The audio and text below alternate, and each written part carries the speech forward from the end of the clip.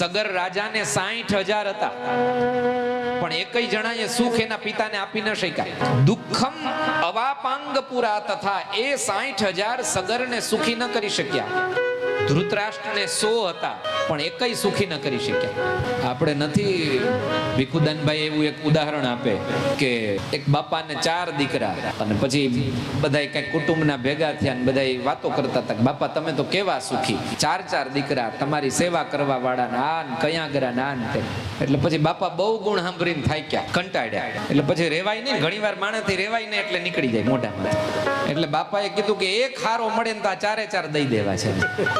એટલે આ સંન્યાસી સમજાવે છે આ આત્મદેવને. સગર રાજાને 60,000 હતા, પણ રાજા એ કોઈ સુખી ન કરી શક્યા.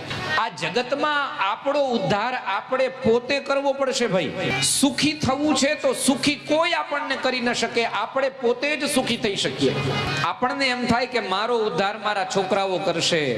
આ બધી કલ્પનાઓ છે. શાસ્ત્રોમાં લખ્યું છે કે પાછળ પિંડદાન થાય, જપ તપ થાય, વ્રત થાય, દાન થાય.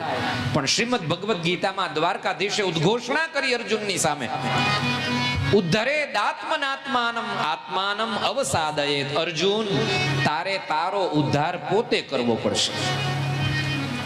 આપણે આપણું જો કલ્યાણ ઈચ્છતા હશું કે ફરી ભવાટવીમાં આવવું નથી, ફરી ભવસાગરના ચક્કરમાં પડવું નથી, તો આપણે પોતાએ જ માળા ઉપાડવી પડશે, માળા ફેરવવી પડશે.